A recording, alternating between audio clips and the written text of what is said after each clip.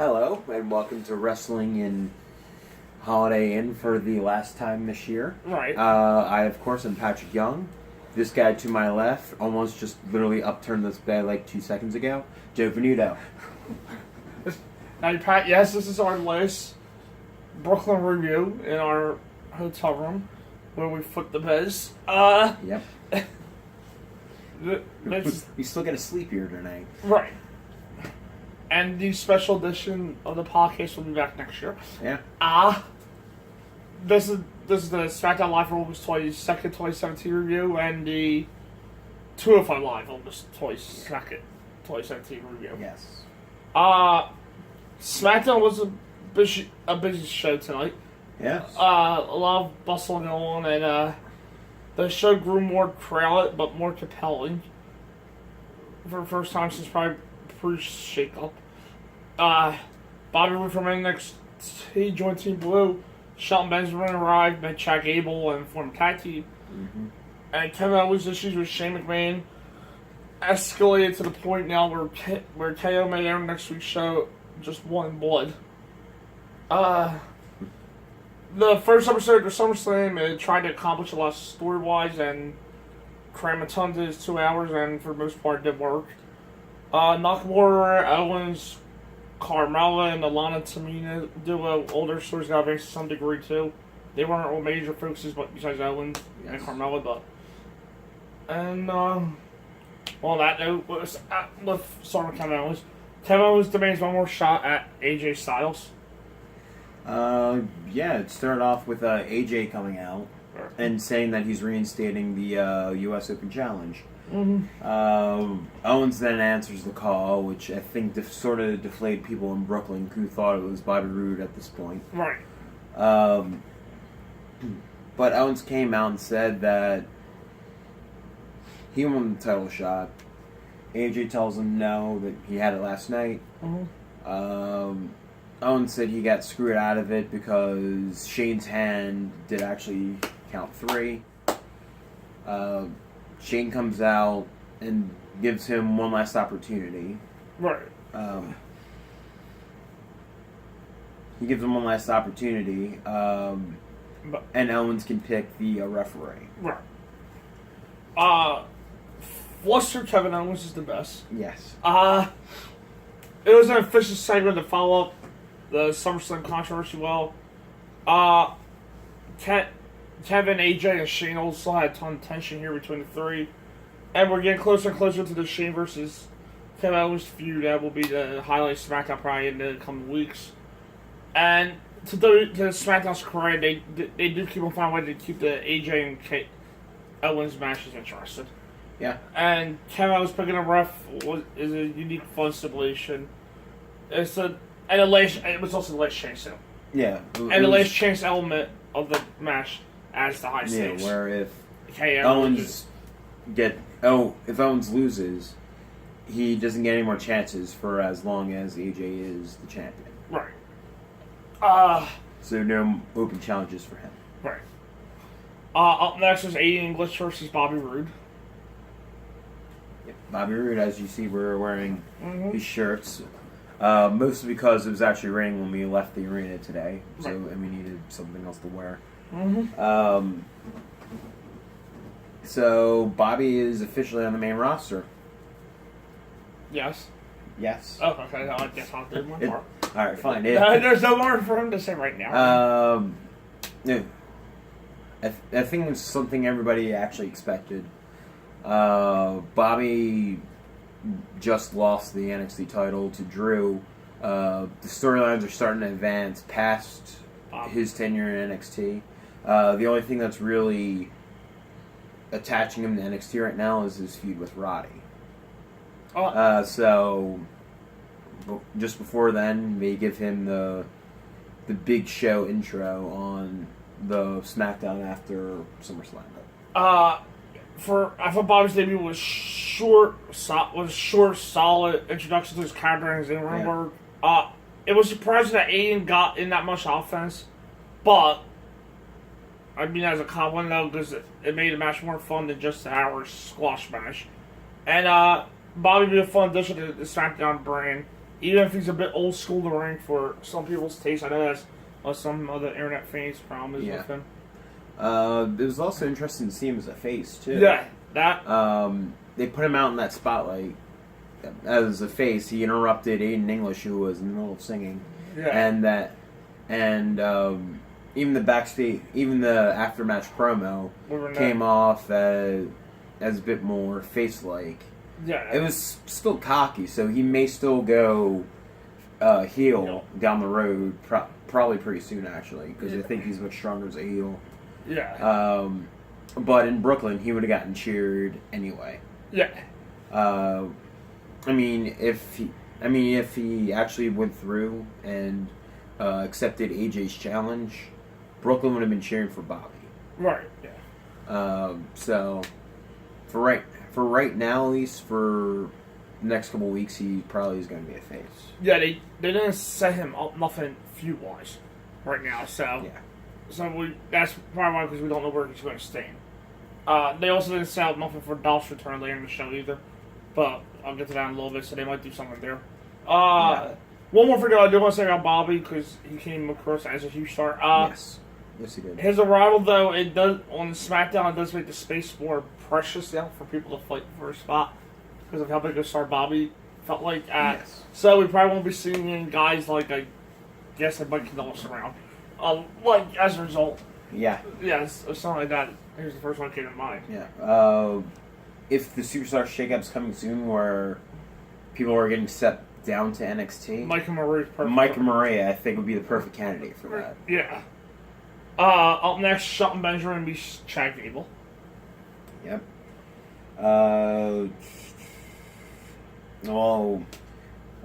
Gable came into Brian's office. I forget what he was asking for. He was he wanted people to start talking about him and not Jordan. Yeah.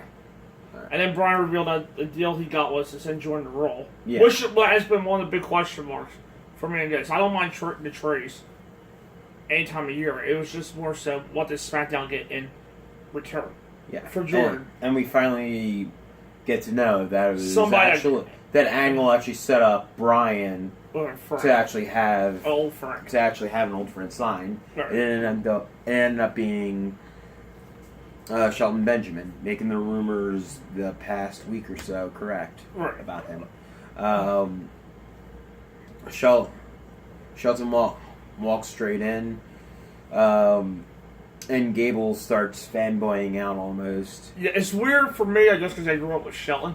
Like, here Gable said that he looked up to Shelton when he was younger. So, like, yeah.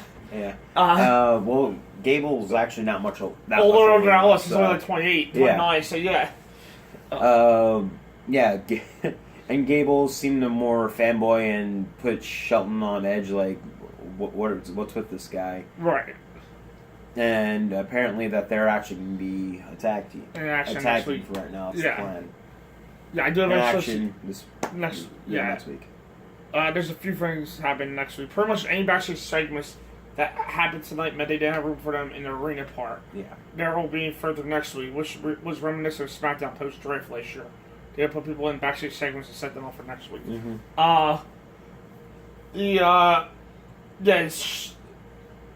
So for me, the very brief promo between the three accomplished a lot. It showcased Gable's motivations, namely start creating buzz for himself, and welcome back to Shelton, add new tag team to the mix, and gave fans a reason to next week. And Shelton, just like Bobby on SmackDown, is going to be a lot of fun because both of their presence could create a ton of great matches on SmackDown. Oh yeah. Yeah. Up next was the Usos versus the Hype Bros. To be honest, I didn't pay much attention to this match. I'm not a huge fan of Mojo. I do know that the Usos ended up winning clean. And afterwards they cut a promo about it not being paranoid, it's the Uso. The Usos have looked dangerous and nasty throughout their heel run. And this was just like a little taste of what they've been up to recently. I'm not really a fan of them more so Mojo either. But a fresh pair of opponents for them was a welcome sight, I thought. even if it was mostly a one-sided match, Yeah. WWE needs to, both brands need to start including its lower tier teams more often. Actually, the Hypers aren't a lower tier team on SmackDown. No. That would be the Ascension. They're in the Fashion Files. Being in the Fashion Files is better than being in the Hypers. Yeah, exactly. So. Yeah, that's what I said. I said the Hypers are the lower tier team. Because the Colognes are somewhat one of them's injured. Yeah. And Roll don't have I think Epic Cup. Roll needs to shake his Slayer and Ryan more. Yeah. And this was Shinsuke Nakamura versus the Singh brothers. Yeah, it was set up earlier with the Singh brothers and Jinder talking to Bryan in his office. Bryan said that Nakamura deserved a shot at him. Jinder said no because of something in his contract where he doesn't have to defend against Nakamura because he beat him. However, Bryan says you don't have to, but the Singh brothers do. And it ended up being a fairly one-sided handicap match. Nakamura was in control for most of it. The Singh brothers did get him down once, if I remember correctly. Yeah, that really distraction from Jinder. Yeah. But other than that, at the end, Nakamura threw one out and then made the other tap with the triangle choke. Yeah. The Nakamura versus the Singh brothers wasn't no classic, but I was always fun to see those two get beat down. It will be nice to get some sort of background on them because their characters are like flies at the table. Yes. But to their credit, the Jinder versus Nakamura rivalry did take a step forward by adding some aggression here. Because they did a match, Jinder went for a big boot and I'm super kicked out.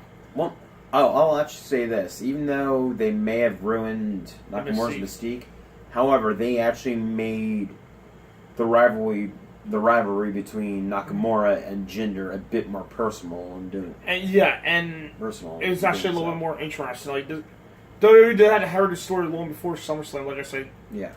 In SummerSlam review. This time around, this is SmackDown on no pay-per-view until the second, third, until Hell in a Cell. They kept trying to make the story more deeper and personal. Now. Yeah. And that was Natalya and Carmella versus Becky Lynch and Naomi. Before the match, Natalya and Carmella had a little promo. Natalya came out to celebrate that she's the new SmackDown Women's Champion. Carmella came out with an awesome jacket. Exactly, with a jacket that was very Bret Hart-like. Mm-hmm. Carmella came out in an outfit that Pat loved. I mean, he loved. You'd be still to his beating heart, Carmella. No, I'm an Alexa guy. He really loved Carmella's Nets jersey-like thing. It was a one. Yeah, it was a net leotard with her. It said fabulous on it. That said fabulous with a nice angle of it showcased her wrestling ability now.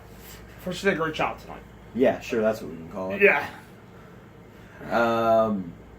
Well, anyway, she pretty much came out with Ellsworth and said that this may be Natty's time, but she's on Carmella's watch. Was the memorable line. Ellsworth ruined the plan because he said out loud to Natty, yeah, you're lucky that Carmella don't let you get beaten down, and then cash in on you. Yeah. And then Carmella started yelling at him. Mm-hmm. The action for the match was kind of run the mill. It's probably that and the Usos and Hypers were probably the worst matches of the night, but neither were terrible. They both accomplished. They both accomplished something.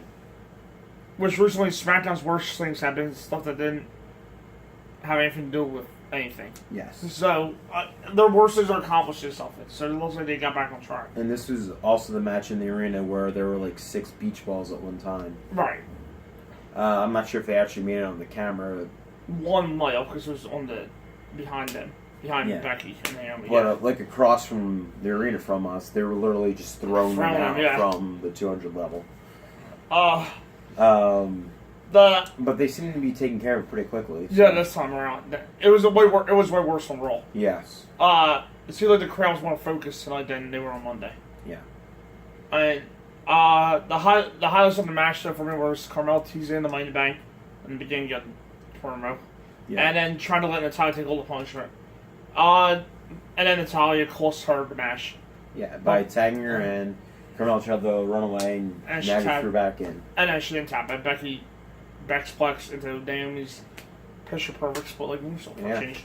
For when the time Naomi feuded, I feel like needs some spark to it. Natalia being happy to remove the glow dark elements on title isn't enough of a story to build up to Hell in a Cell with. You took away my lighting. Yeah. To Naomi's credit, though, the way she just saw, I forgot to mention on Sunday, the way she sold the title loss. Yeah. It looked like she was really hurt and devastated that she tapped out. So, I like, Naomi's not great on mic. I like to get some promos right between the two now. Yeah. The English was 2 backstage segments that set things up for next week as well. The return Dolph Ziggler and Lana and Tamina. Dolph Ziggler eventually, promo was about what he's been doing and what he's been seeing on SmackDown. He called Emerald, yeah. He pretty much used the example of a bunch of gimmicks: a nice flashy robe, light up attire, guitars, rapping, dancing, singing, and things like that.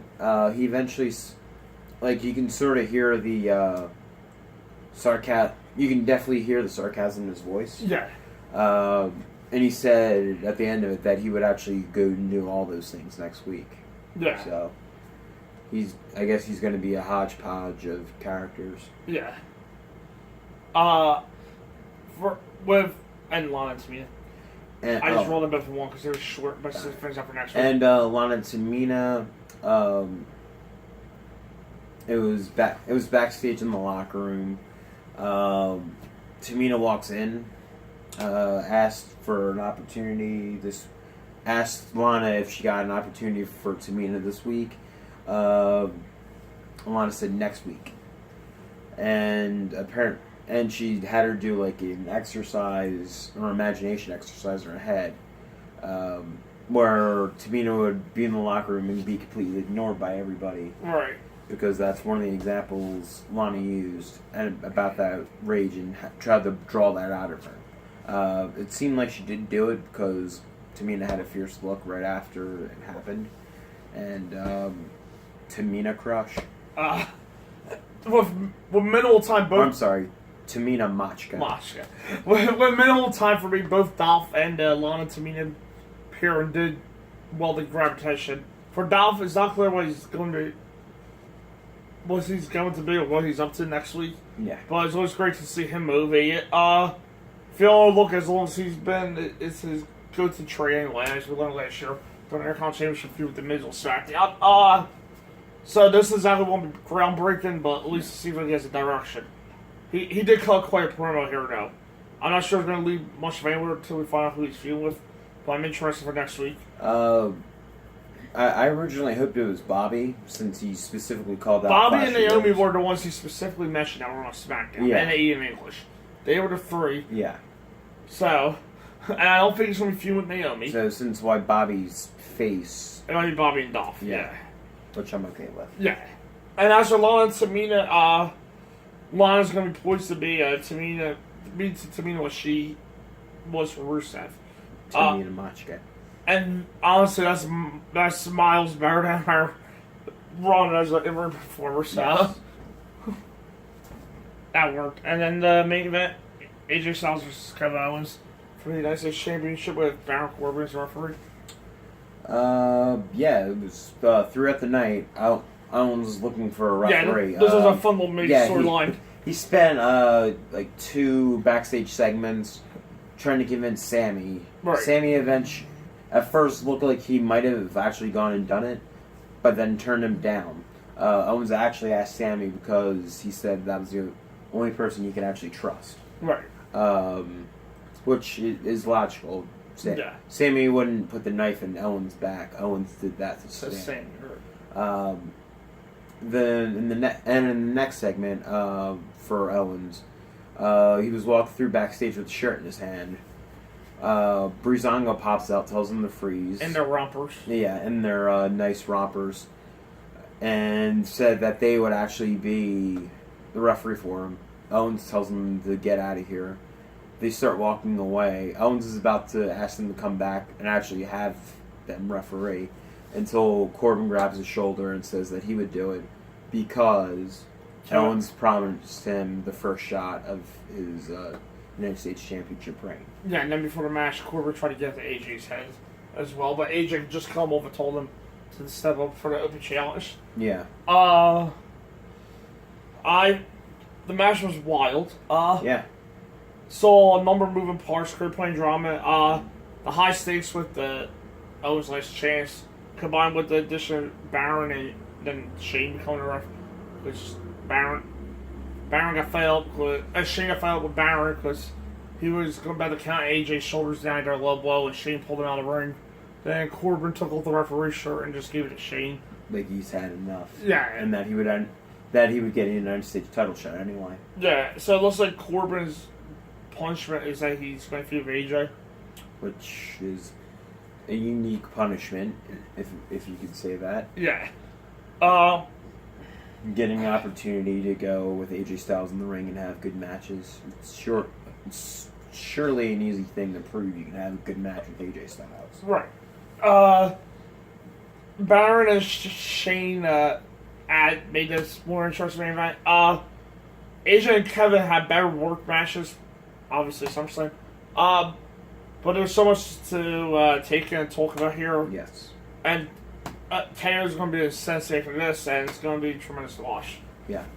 My only knock against it, they may have progressed it a little too far for just holding Shane and Owens until even Survivor Series, I'm thinking. Mm-hmm. It may actually happen at Hell in a Cell. I guess we'll do the show now. I went to far. Yeah. So show of the week. Show of the week of SmackDown. SmackDown. Yeah, they actually did what I was expecting. Yeah. New people showing or something. Are we gonna do like the worst of the week? I like to bet. Yeah, the worst thing this week, knocking out SummerSlam. Yeah. I'm literally thinking because. Worst booked from just Raw or SmackDown? Yeah, worst book people first, then we'll figure out the biggest boss yet. Emma? Yeah, Emma. This is on top of the head. Normally I had these written down by that thing. However, I sort of have to say she has a story, so they're at least willing to use her. Emma and Jordan. Jordan's number one. Jordan, yeah. Number one for Jordan, and Emma's B2. Yeah. The winners from Raw, Miz is Promo. Yes. Braun? Yeah, Braun. Yeah. SmackDown, worst booked. The Hype Bros. Yeah. English and the Hype Bros. English got time against Rude, but I guess. And the Hype Bros. Yeah, since he lost the newbie, he would be number 2, and the Hype Bros number 1. But since they're not people right now that SmackDown's focusing on, they should be the worst book. Yeah. I guess. No, Aiden did give Bobby a competitive match. I like the Hype Bros, so. Yeah. Aiden was literally just running in there. Best booked. I'll go with Bobby and Shelton. Just add some new blood to what was starting to feel like a sort of it was definitely an introduction to Bobby. Yeah. And smart one for Shelton. Yeah. Yeah, smart one for Shelton. Brooklyn reacted to Shelton backstage. And they booed because they weren't teaming up this week. Yeah. The biggest boss of the week?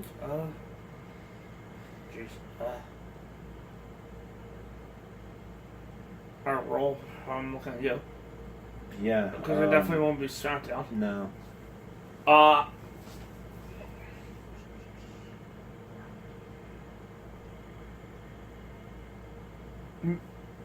Miz getting pinned in the tag. Miz getting pinned to further Roman scene story. Because they're what Miz did in the beginning, like, yeah. Yeah. For me. Yeah, the promo miscut should have actually led to The win. a feud with either one of them, and then Now it's rumored. Well, it'll be called Friday, but now it's rumored he's feuding Samoa Joe. yeah, which Samoa Joe with the Intercontinental title sounds good to me. Right. It doesn't sound like Miz is going to be lasting long on Raw though. Yeah, High up on the card anyway. yeah, exactly. And then Roman seems to happen. No mercy. Apparently Brock and Braun and Roman and Cena are no mercy type level matches. Yeah. And then the show of the week definitely SmackDown though. On too. Yeah, absolutely. SmackDown actually felt like a big after major pay per view, Yeah. a big after a big four. Raw Raw or SmackDown. Raw had moments. Yeah, The Brock and Braun segment, the Cena Roman Miz Joe segment, and the Shield versus the Hardys. yeah. But when you think of shows like And we're the supposed to show, get, yeah. you call ups. But Raw didn't feel like big it moments. set anything up either. Yeah, Besides Alexa versus Sasha. yeah, I mean, we see that. It's the same thing now. Like SmackDown's focus is on three people that don't, three different. SmackDown's relying on Shelton Gable, Dolph, Lana to be drills Yeah. next week. And the United States Open Challenge shit. yes. So, Yes, I like to see who goes for that. Yeah. Probably Corbin. Starting record first, yeah. Yeah, SmackDown, in the role was good. SmackDown won this week pretty easily. Yeah. This Which sort of continues the trend because Raw just had it for 2 weeks in a row. easily, yeah, And it's now yeah, SmackDown's on yeah. Now their it's first one this Yeah. time around. but this one felt like what SmackDown used to be. Yeah. Yeah, then Well, after SmackDown, no, 205 Live. yeah, which I'm getting my notes up. So the open match I just lit up. I did that with Cedric Alexander and Graham Malik against Drew Gulak and Teddy Nese. Yeah. It was a very good high-flying match, too. Yeah, Cedric pinned Nice with the lumbar check. right. Again, it was a very good match. It actually had high flying, which, for this bunch of cruiserweights, seems almost like a foreign concept. Or more people booking these cruiserweights, it seems like a foreign concept to actually have your high flyers fly. Oh yeah. So, it was a very good match. I thought everyone performed brilliantly.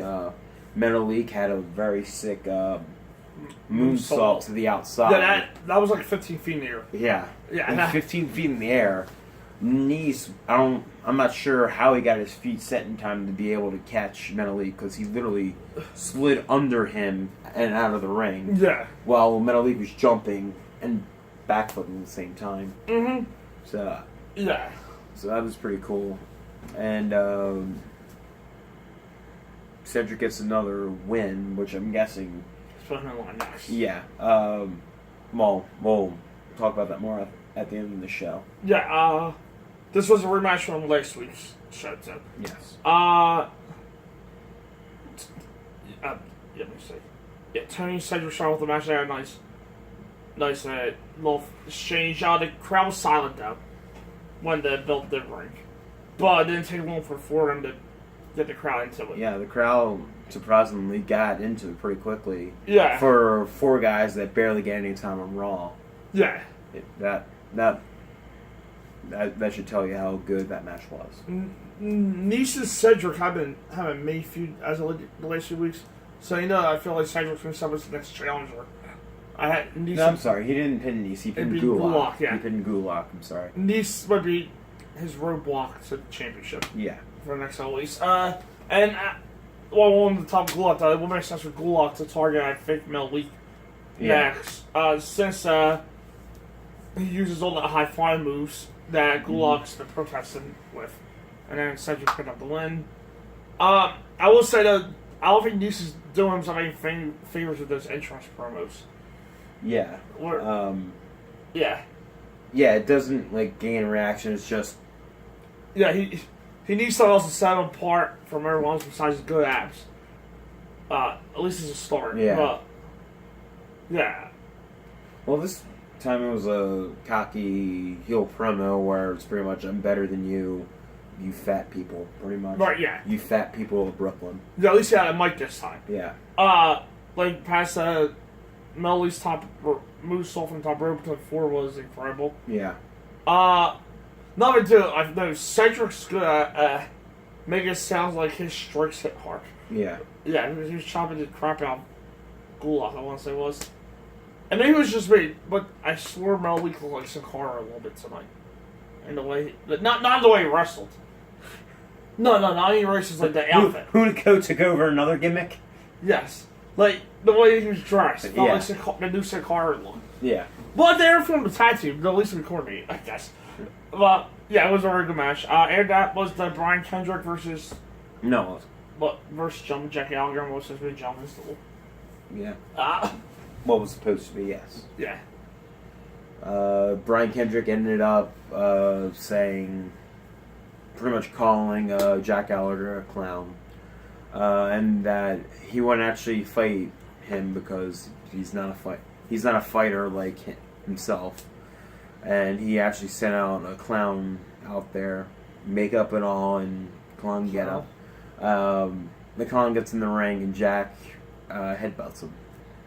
Or no, he gets squirted by the clown, and then Jack headbutts him. Right. And starts touching the weapons, trying to figure out what he's going to use. Then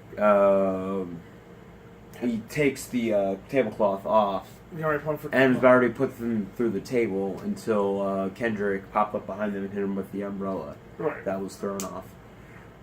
And then Kendrick powerbombs him through the table and says that next week, how about they have a no DQ match? Yeah, it was a good segment. It is interesting for me how, like, a few small changes can see the way I see wrestler, like, Gallagher dishing the suit and the tie and just, like, tape up his fists and, just tape up his hands and all. It gives him a completely, like, different base image. I do wonder which indie talent was under the clown film. Yeah, that would be interesting to know. Yeah, and at least one could take a headbutt and keep going. And Rashawn TJP had a conversation about what happened last week. TJ's injury cost him the match against Davari. TJ claims he's actually injured and didn't mean to cost him his match next week, but Swan didn't seem to buy it. And then the main event, Neville versus Kerry Cazella for the Cruiserweight Championship. Again, a very good match. Oh, yeah. Neville ended up retaining by making him tap in the rings of Saturn. Yeah, and then afterwards, to the surprise, Neville was calling promo. Enzo came out and pretty much... Actually, Enzo staked his claim as the next in line. Yeah. For the Cruiserweight title. Which is interesting, because on Instagram, he's been saying he's 206 pounds. Yeah. So apparently